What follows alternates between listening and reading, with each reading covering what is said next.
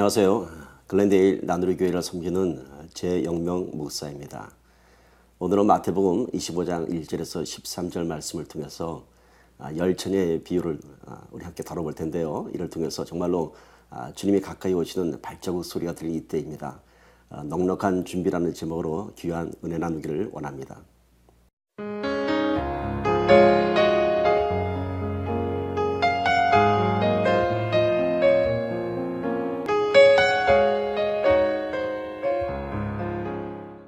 오늘 함께 나눌 열처녀의 비유의 중심 메시지는 주님 오시는 그날은 아무도 알지 못합니다. 그래서 늘 깨어서 준비하라는 그러한 메시지입니다. 바로 지금 이 시대에 우리에게 주는 귀한 메시지인 것 같습니다. 열처녀의 비유의 내용을 보면 이렇습니다.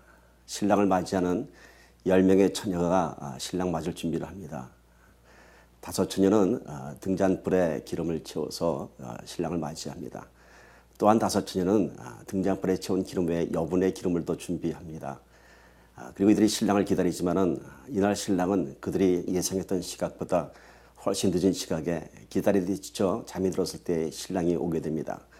그러자 겨우 등잔불에만 기름을 채웠던 처녀들이 다급히 서둘러서 기름을 구하러 나갑니다. 그리고 신랑은 넉넉한 기름을 준비했던 이 5 처녀와 함께 혼인잔치에 들어갑니다. 이제 후에 다시 와서 문을 두드렸던 5 처녀에게 신랑은 나는 너희를 도무지 모른다고 합니다. 즉 넉넉한 기름을 준비했던 처녀는 슬기로운 처녀로 기록되었고 그날 필요할 정도의 기름만 준비했던 처녀는 미련한 처녀로 준비되었습니다. 당시에 이스라엘의 풍습을 보게 되면은 유대인의 혼례는 보통 초저녁에 치르는 것이고 신랑은 초저녁에 이미 도착한 것이 당시의 관례입니다. 따라서 이날 그 등잔불에만 기름을 준비했던 처녀들은 여분의 기름 등에 준비하는 그런 처녀들 보고 아마 미련한 짓이라고 더 비웃었을지도 모르겠습니다. 그러나 신랑은 이날 그들이 예상했던 시각이 오지 않았습니다. 밤이 아주 깊은 시각에 찾아왔습니다. 결국은 미련한 처녀라고 흉을 받던 그 처녀들이 미련한 처녀가 되고 말았습니다. 여러분, 슬기로운 처녀와 미련한 처녀의 그 차이는 바로 넉넉한 기름의 준비에 있었습니다. 바로 오늘 우리가 주님을 기다리는 하나님의 신부로서 늘 넉넉한 신앙, 넉넉한 믿음으로 준비해야 할 줄 믿습니다. 우리 신앙의 그릇은 넉넉한 은혜가 채워져야 하는 것입니다. 겨우 그날 저녁에 불을 밝힐 정도의 등잔에 기름을 넣었던 그 처녀들은 밤이 새자 걱정이 되기 시작하였습니다. 여러분, 믿음과 염려는 상대적인 것입니다. 믿음이 가득 채워지면 그 자리에는 염려가 들어오지 않습니다. 그러나 작은 믿음의 그릇에는 믿음이 빈 자리만큼 염려가 들어오게 되는 것입니다. 오늘 우리의 믿음의 그릇이 넉넉한 믿음의 그릇이 되기를 바랍니다. 그것이 여러분 세상을 이길 수 있는 여러분의 신앙의 힘이 될 것입니다.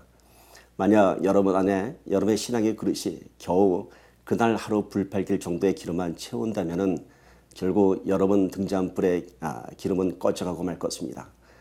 우리가 주의 일을 하면서 또 주님의 신부로서 이 세상을 살아가면서 우리 안에는 늘 넉넉한 신앙의 여분의 힘이 있어야 한다는 것입니다. 늘 넉넉한 은혜가 채워져야 하고요. 늘 성령의 기름 부심이 넘쳐야 한다는 것입니다. 세상은 만만치 않습니다. 그래서 생각처럼 초저녁에 신랑 오지 않습니다. 세상은 그렇게 우리의 신앙을 통해서 늘 우리 앞에 무릎 꿇지 않습니다. 넉넉한 신앙으로 채워져야 한다고 하는 것입니다.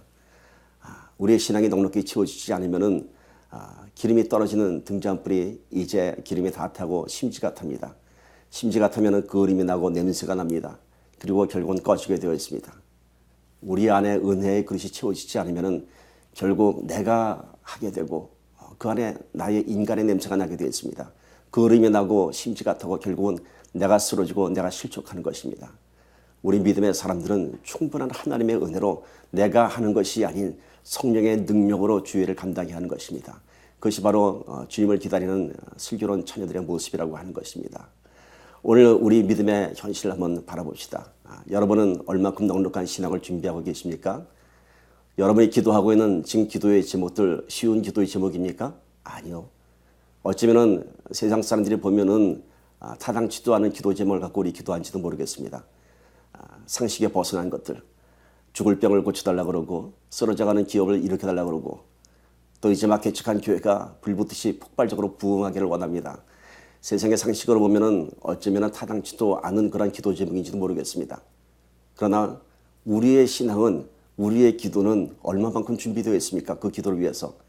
늘 우리가 원하는 것은 상식을 초월한 것을 구하면서 우리의 기도는 상식의 한계를 벗어나지 못하고 내 한계 안에서 기도하고 내 한계 안에서 예배자로 서 있다면 그것은 마치 겨우 등잔불에만 기름 채워놓고 그 안에 신랑이 오기를 기다리는 미련한 처녀의 모습과도 마찬가지라고 하는 것입니다.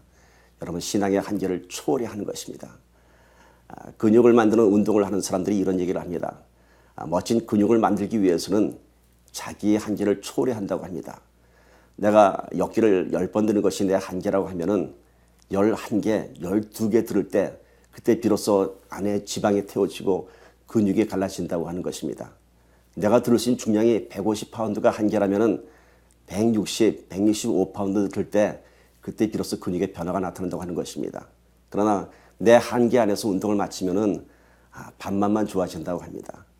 여러분, 우리의 신앙이 늘 내 한계 안에서 머무르고 만다면은 그 신앙은 변화가 없습니다. 권능이 없습니다. 여러분의 신앙의 한계를 초월하십시오. 나의 기도의 한계가 10분이라면 10분에서 1시간을 넓히시고 1시간이라면 그 1시간의 기도가 이제 열흘, 100일 언제나 끊이지 않는 기도자가 되기를 간절히 소망합니다. 그것이 바로 언제 주님 오실지 모르는 기다리는 슬기로운 처녀들의 모습이라고 하는 것입니다. 여러분, 오늘 우리의 기도에 의해서 우리의 내일이 만들어진다는 사실을 여러분 아십니까? 오늘 우리의 모습은 오늘 당장 만들어진 것들이 아닙니다. 내 어제의 모습, 내 어제 준비된 신앙에 의해서 오늘이 만들어진다고 하는 것입니다. 결코 갑작스러운 풍요가 있는 것이 아니고요. 갑작스러운 공감이 있는 것이 아닙니다. 오늘 내가 풍요하다면은, 오늘 내가 평안하다면은 분명 어제 나의 기도가 있었던 것이고, 어제 나의 주님 앞에 드리는 헌신이 있었던 것이고, 어제 나의 절실한 예배가 있었다고 하는 것입니다.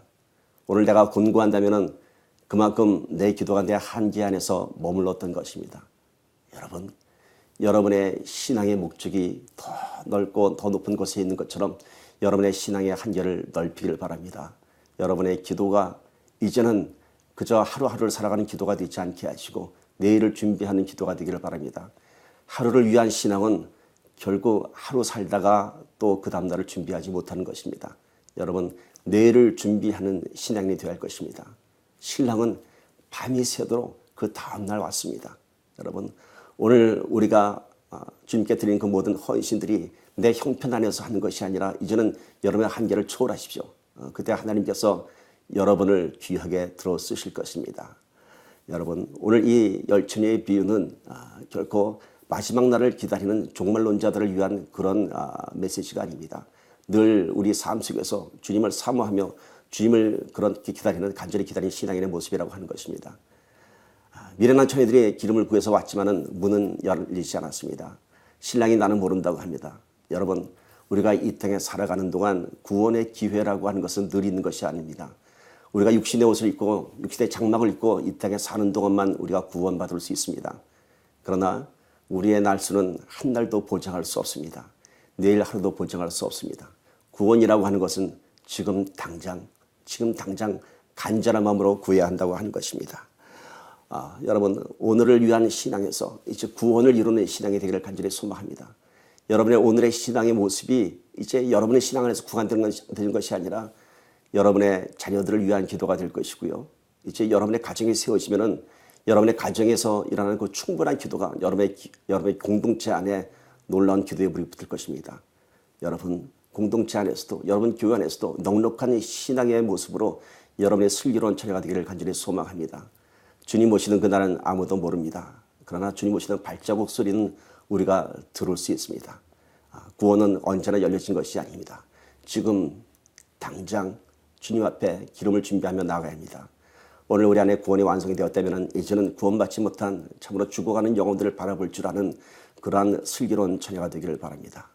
오늘 이 넉넉한 신앙의 말씀을 통해서 이제는 저와 여러분이 심지가 타는 그런 초라한 신앙이 되지 않으시고 넉넉한 기름으로 세상을 부으며 그 넉넉한 기름으로 주님을 맞이하는 지혜로운 처녀가 되기를 주님의 이름으로 간절히 축원합니다. 기도합니다. 참으로 좋으신 아버지 하나님, 참으로 주님이 오시는 발자국 소리가 들리는 듯한 이때입니다. 많은 미혹된 소리가 들리는 이때입니다. 하나님, 그러나 우리가 아버지 앞에 넉넉한 기름을 준비한 처녀들처럼 늘 넉넉한 신앙으로 하나님을 맞이하는 주님의 신부가 되게 붙잡아 주옵소서. 세상의 것들로 우리의 마음 뺏기지 않게 하여 주옵시고 우리의 넉넉한 기름이 세상을 품을 수 있게 하여 주옵시고 오늘 우리의 간절한 이 기도들이 넘치는 기도들이 또 내일 하나님의 도우심이 있는 날이 되게 도와주옵소서. 이제는 미련한 처녀들을 참으로 우리가 살릴 수 있는 그런 슬기로운 처녀, 복음을 전하는 자들이 되게 주님 붙잡아 주옵소서. 감사드리며 우리 주 예수 그리스도를 받들어 간절히 기도드렸습니다. 아멘.